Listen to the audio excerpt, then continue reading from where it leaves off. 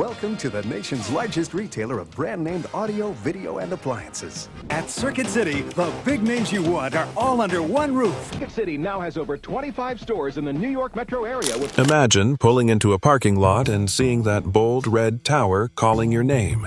Inside, rows of televisions, stereos, and gadgets galore, all waiting for you to take them home. But what happened to that buzzing energy? Those bargain signs and the expert staff who knew every spec. Once a retail giant, Circuit City surged, stumbled, and finally disappeared from our malls. This is the story of its rise, its fumbles, and the choices that turned bright red towers into empty shells.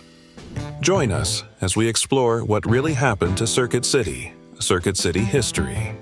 Back in 1949, a guy named Samuel Wurtzel took a chance on something most people hadn't even heard of yet: television. While on vacation in Richmond, Virginia, he walked into a barber shop and noticed a television quietly humming in the corner, showing images that seemed like magic to folks in the South. Samuel saw an opportunity where others saw novelty. By the end of that year, he packed up his family, moved to Richmond, and threw open the doors of the very first Ward's Company store. He stocked it with the latest televisions and home appliances, betting that people would embrace these new gadgets as much as he did. Things clicked. By 1959, Ward's Company wasn't just a one-store wonder. It had 4 bustling shops around Richmond. Samuel's partner, Abraham L. Hecht, helped scout new spots, and together they started snapping up stores in all sorts of places: Albany, New York, Mobile, Alabama, Washington, D.C., and even far-off Costa Mesa, California. Mail-order catalogs under the name Dixie Hi-Fi began showing up in mailboxes, and Ward's ads popped up in hi-fi magazines, reaching more music lovers and tech fans. While the company was growing, it kept experimenting. In some Richmond malls, you'd find tiny Sight and Sound and Circuit City booths, smaller bites of the big Ward's experience. Samuel ran the show as president until 1970, and stuck around as chairman until 1984, steering the ship through ups and downs. In 1972, his son, Alan Wurtzel, stepped in as chief executive officer. Alan's first job was to sort through all those acquisitions, closing down the spots that weren't making money so the rest of the business could shine. By 1973, Alan had a vision for the future. He and his team laid out a long-term plan: build bigger, better, and smarter. They chose a spot on Thalbro Street in Richmond and broke ground on a massive distribution center and new corporate offices. But they didn't want all that extra space sitting empty. So, in the spring of 1975, they opened Ward's Loading Dock, the very first warehouse-style showroom. Picture a giant, open floor packed with rows of televisions, stereos, and appliances, all ready for customers to browse, compare, and buy. It was a hit. People loved it. The bright lights, the wide aisles, the feeling that you were at the forefront of technology. This wasn't your grandmother's corner electronics shop. It was an electronics playground.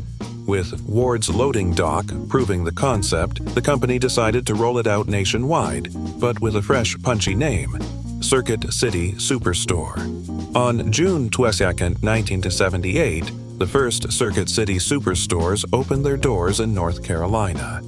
Imagine the buzz: grand opening signs, long lines of curious shoppers, the hum of the latest televisions chasing each other across screens. The Superstore format took off like wildfire. No longer did you have to traipse through cramped aisles or wrestle with pushy salespeople. Instead, you could wander freely, test out stereo systems, compare brands side by side, and chat with friendly, knowledgeable staff. Under Alan Wurtzel's leadership, Circuit City kept growing throughout the late 70s and early 80s. Stores sprang up in shopping centers and along busy highways, each one a glowing testament to Samuel's original dream.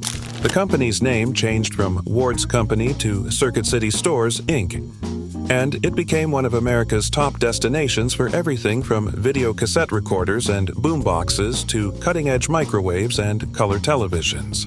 By pioneering the Superstore idea, Circuit City set a new standard for consumer electronics retail. It wasn't just a store, it was an experience, an invitation to step into the future.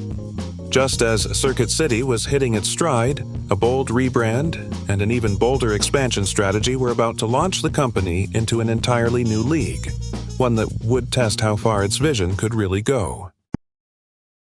Sheer madness! Circuit City's Midnight Madness Sale! Thursday only till midnight, Circuit City will go raving mad with shocking reductions on hundreds of items. 1984 was a big year for the little Richmond-based outfit that had grown up calling itself Ward's Company. That spring, the company traded in its old name for something snappier, Circuit City Stores, Inc., and rang the bell on the New York Stock Exchange. Overnight, the mom-and-pop image got a serious upgrade. This was a coast-to-coast contender, with ticker symbols and all the fancy trappings of a Wall Street youngster. Their early rallying cry, Circuit City, where the streets are paved with bargains, let everyone know that this wasn't your boring old appliance shop. No, this was Bargain Central, and they meant business. Circuit City's real superpower, though, was turning other stores into their own sprawling superstores. They tested the waters by leasing corners of Zodi's discount stores and department store electronics sections, but by the mid-'80s, they decided to go all in. First up, Knoxville, Tennessee. Next, Charleston, South Carolina, and Hampton, Virginia. One by one, those floor space leases gave way to full-blown Circuit City superstores, packed to the brim with televisions, stereos, and gadgets galore. But it wasn't all smooth sailing. In 1981, Circuit City eyed the Big Apple and figured, why not? They bought up 6 leftover spots from the bankrupt Lafayette radio chain and even slapped the name Lafayette Circuit City on their windows. Before long, they ballooned to 15 locations. Shoppers in Manhattan and Brooklyn gave it a shot, but the numbers just didn't add up. After pouring about $20 million into the effort, roughly $47 million today, Circuit City pulled the plug in 1986. It was a tough lesson. New Yorkers could be fickle, and spooky subway stations didn't always translate to steady foot traffic. Undeterred, Circuit City set its sights west. In 1985, they dropped anchor in Los Angeles by converting 7 former Akron discount stores into bright, cavernous superstores. A year later, they followed up with 5 more and said goodbye to those smaller electronics corners inside Zodi's. Los Angeles is a maze of freeways and strip malls, so Circuit City knew they needed a landmark. Enter the Red Tower entrance, a tall, bold, red-painted beacon that stuck up above the storefront and said, "Hey, over here! This is where the deals are!" Pretty soon, the Red Tower became as recognizable to Angelenos as palm trees and sunshine. But Circuit City didn't stop at flashy exteriors.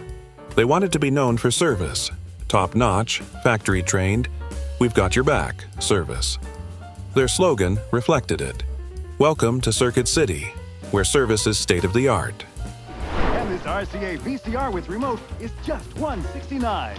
Welcome to Circuit City, where service is state-of-the-art. Sales staff weren't just pointed at a price tag and sent on their way. Many went back to the factory to learn the nuts and bolts of the latest gadgets. That way, when you asked about picture quality or surround sound setups, they could actually help you pick the right gear instead of just reading off the box. By mixing bold design, aggressive expansion, and a genuine push for expert service, Circuit City stood out in the crowded world of 80s electronics retail. They may have hit a few bumps, goodbye New York City, but the Red Tower superstores thrived under the California sun, and folks everywhere started to take notice. What happens when a company known for service suddenly shifts into overdrive? Let's find out. Our experts can answer all your questions, and everything at Circuit City comes with a guaranteed low price. Don't miss Circuit City's Computer Expo 98. Circuit City's continuous rise in the late 1990s and early 2000s felt almost electric, as if the Red Towers themselves had come to life and beamed success down onto every store parking lot. By 1999, wander into almost any shopping center in America, and you'd run into a Circuit City, more than 600 of them. Some sprawling warehouse-style superstores that showcased everything from home theater systems to the latest video games, others tucked neatly in mall corridors for quick pit stops on the way to lunch or a movie. It was as if someone pressed the go button on expansion, and the company shot across the map, reaching deep into cities and small towns alike. With all those doors open, the dollars started stacking up fast. Annual sales broke past the $10 billion mark and even flirted with $12 billion in leapfrog years. Because if you find a lower price within 30 days of purchase, we'll give you back 110% of the price difference. Circuit City, we're with you. To picture $12 billion is to imagine a mountain of crisp bills stretching farther than the red towers themselves. Behind the scenes, a team of almost 46,000 people, sales associates, greeters, tech whizzes, managers, kept those tills ringing. For many employees, wearing the bright red and white badge wasn't just a job, it was a source of pride. They knew the names of brands most folks had never heard of. They could walk you through the ins and outs of digital video disc formats versus digital downloads, and they genuinely wanted you to get exactly the gadget you needed, even if it meant steering you away from a pricier model. Circuit City didn't stop at the Canadian border either. A handful of stores popped up in cities like Toronto and Vancouver, introducing north-of-the-border shoppers to those familiar red towers and bargain signs. Well, I have been giving it some thought. Really? Yeah. Prices you gotta see. Before long, the total count of Circuit City locations across the United States and Canada soared past 1,500. It was a bold move. International expansions can be tricky with different taxes, regulations, and customer tastes to juggle. But Circuit City leaders believed that once people saw the sheer variety of products, flat-screen televisions, surround sound systems, microwaves with all the bells and whistles, they'd fall in love the way customers in Des Moines and Dallas already had. At the same time, the world was shifting online. People started asking, "Do you have that model on your website?" And Circuit City was ready with a budding e-commerce platform and an in-store pickup option that felt ahead of its time. Shoppers could reserve a new camcorder from home, then swing by a nearby store to pick it up without waiting. It blended old-school retail, where you could hold a product in your hand with new-school convenience. You still had the option of chatting in person with a technician who had been factory-trained on the very device you were buying, but you didn't have to wander aisles if you were in a hurry. Just buy online at CircuitCity.com and choose the in-store pickup option. We're the only place that guarantees your purchase will be ready for pickup in 24 minutes or less. If it's not, we'll give you a $24 gift card. It's that simple. Stock prices kept climbing as revenue swelled. In 1999, market watchers put Circuit City's value at $9.6 billion, a heady number that made investors smile. On the sales floor, employees reveled in the buzz. Holiday seasons drew record crowds. Early adopters lined up for video game console launches, and families hunted for the perfect surround sound system to make movie nights magical. You could walk into a store on any given Saturday and hear a blend of voices. A teenager asking which MP3 player holds the most songs, a retiree marveling at microwaves with digital timers, a couple debating whether to upgrade to plasma or LCD for their living room television. What made those years golden wasn't just the red towers or the bargain signs, though those were eye-catchers. It was the feeling that technology was becoming familiar, even friendly. Circuit City spoke in everyday terms, no confusing jargon, so customers felt welcome whether they were buying their first video cassette recorder or their 10th digital camera. The staff didn't lecture you. They talked you through options like a neighbor who happened to know all the specs. It built trust, and trust turned into repeat visits and word-of-mouth recommendations. But even as the red towers glowed bright and the registers hummed, quiet cracks had already begun to form, ones that would soon prove impossible to ignore. Circuit City has run out of juice. Unable to find a buyer, Circuit City will go out of business, closing its 567 U.S. stores, cutting 30,000 jobs. It's strange to think that a company once lighting up parking lots coast to coast with its red towers could end up on the ropes, but that's exactly what happened to Circuit City. In the years leading up to its collapse, the chain just didn't move fast enough. Imagine cruising through a store and spotting all the latest gadgets, flat screens that seem to float on your wall, gaming consoles in neon boxes, sleek Apple computers gleaming under the lights, but Circuit City shelves looked, well, a little dusty. Competitors like Best Buy charged ahead, snapping up exclusive partnerships, rolling out buzzing gaming sections, and plastering their walls with Apple logos. Find high-tech appliances at Best Buy, like Whirlpool Duet, and now get free delivery on major appliance purchases $359 and up. Best Buy, thousands of possibilities. Get yours. Circuit City, meanwhile, seemed to be stuck in a time warp, still pushing yesterday's appliances and outdated promotions while shoppers had already moved on. One of the biggest missteps was dropping appliances from their lineup. Refrigerators, washers, and dryers used to anchor many big-box retailers, drawing families in for one purchase and tempting them with televisions or stereo systems on the way out. Circuit City quietly phased those home giants off their floors, and without that steady foot traffic, fewer people even wandered in. Meanwhile, behind glass cases at Best Buy, enthusiastic staff were demoing new washing machines with touchscreen controls and fridge models that sent alerts to your phone. Circuit City's aisles looked emptier by comparison, like a party where the music had stopped. Gaming was another arena where Circuit City pulled its punches. In the early 2000s, video games exploded into a billion-dollar business. Consoles sold out in minutes during holiday launches and accessories flew off shelves faster than you could say, level up.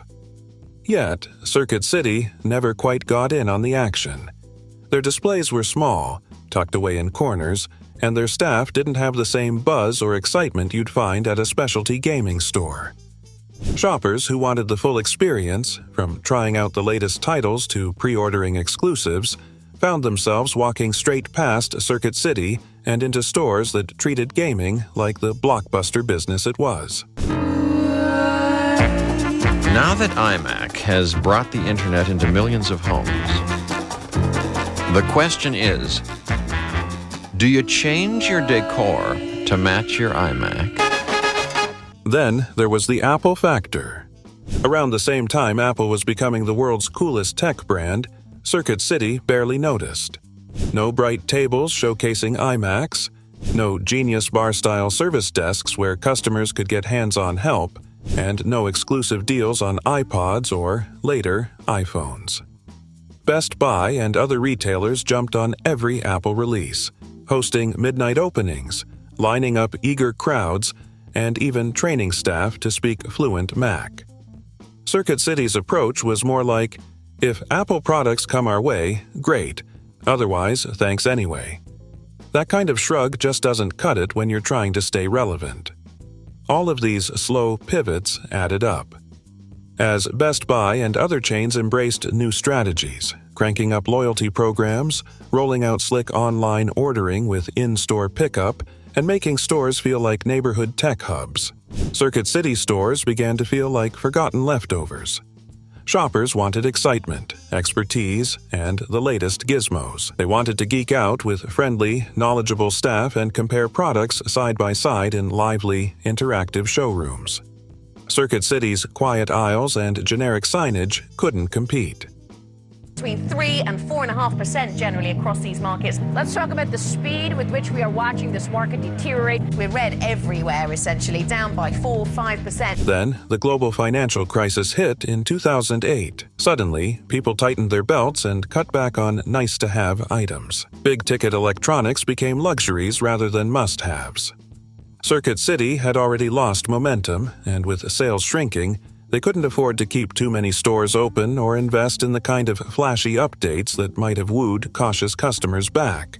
Bankruptcy became inevitable. Doors shut, lights went out, and thousands of employees found themselves out of work just when the whole country was feeling the pinch. Meanwhile, Best Buy sailed ahead, weathering the storm by offering trade-in deals, price matching, and an ever-evolving inventory that kept pace with consumer whims. They treated customers like people, not walking wallets, and they kept their finger on the pulse of tech trends. But then came a move that quietly erased what made Circuit City different. Circuit City is going out of business. Save as much as 30% off our entire $1.8 billion inventory. This is the largest consumer electronics total liquidation in history. Circuit City's cost-cutting move in its final days turned out to be its own undoing. In a bid to save money, the company let go of its most experienced, higher-paid sales staff and hired cheaper workers in their place. On paper, it looked smart, lower wages, smaller expenses. But in reality, it was like swapping out a seasoned guide for someone who hadn't even been on the trail before. Shoppers expecting friendly experts who could walk them through the ins and outs of home theater setups found themselves staring at blank faces. Imagine heading into a store, excited to pick out a new television, only to be greeted by someone who doesn't know what HDMI stands for. That's exactly what happened at Circuit City. Customers who once relied on veteran staff for advice now left feeling more confused than when they walked in. Meanwhile, competitors like Best Buy kept investing in their teams, training them on the latest gadgets and making sure they could answer any question confidently. The contrast was glaring. Beyond just missing sales, this decision shook the trust customers had built up over the years. For many people, buying electronics isn't a simple swipe of a credit card. It's a conversation. They want someone who understands their living room layout, their budget, and their dream of movie night magic. Removing the knowledgeable guides who knew how to match a receiver to a sound system or explain the difference between LCD and plasma meant Circuit City lost its edge. At the time, Chief Executive Officer Philip Schoonover defended the layoffs, telling Reuters the change would deliver improvements in our selling, general, and administrative expense rate while maintaining appropriate investments to drive our key strategic initiatives such as digital home services, multi-channel, and home entertainment. In other words, the company aimed to keep pushing forward with new services and online options, feeling that experience could take a back seat to cost savings. Not everyone agreed. Peter Cohan, a management consultant and Babson College professor, told the Associated Press that Circuit City violated a basic principle of good business by letting go of its best workers. He argued the executives were so focused on trimming costs that they ignored the true value of skilled salespeople, and he wasn't alone. Customers noticed the difference right away. The gigantic going out of business sale at Circuit City has reached the final days. It all came down to one big shift: the internet. In the early days, Circuit City's superstores were buzzing places full of flashing displays and excited shoppers. But soon enough, people started doing their homework at home, comparing prices, reading reviews, and clicking buy instead of revving up the car for a trip to the mall. Amazon, with its endless inventory and free shipping promises, tapped into a simple truth. Why wrestle with parking lots and long checkout lines when you can get that new high-definition television or soundbar delivered straight to your front door? Circuit City felt the pinch. Month after month, sales in big box stores were flat or dipping, even as online orders surged across the country. The company talked about upping its online game, but the fixes never hit the mark. Their website looked clunky next to Amazon's sleek interface. Product pages were sparse on user reviews and rich media demos. The checkout process could be a maze, and shipping fees often undercut any savings you might score in store. Meanwhile, Amazon and others were rolling out one-click ordering, personalized recommendations, and same-day delivery in key markets, features that made shopping feel almost too easy. By the mid-2000s, Circuit City's leadership was fighting on two fronts. On one side, Best Buy was polishing its in-store experience, opening sleek Apple shops within shops and rolling out a serious gaming setup section. On the other side, Amazon was capturing hearts of anyone who had ever dreamed of shopping in pajamas. Circuit City tried to straddle both worlds but ended up half in, half out. Their superstores stayed huge and empty-feeling, while their website never became the true rival to the online giants. Shoppers noticed. Friends started saying things like, "Why bother with the red tower when you can find better deals online?" Holiday crowds thinned on Black Friday. Gift cards went unredeemed. As Circuit City's bottom line took hit after hit, there wasn't enough cash left to overhaul stores or rebuild a competitive website. When the financial crisis of 2008 hit, lean times turned critical. With mounting debts and no clear path to win back digital shoppers, Bankruptcy felt less like a distant threat and more like an inevitable door closing.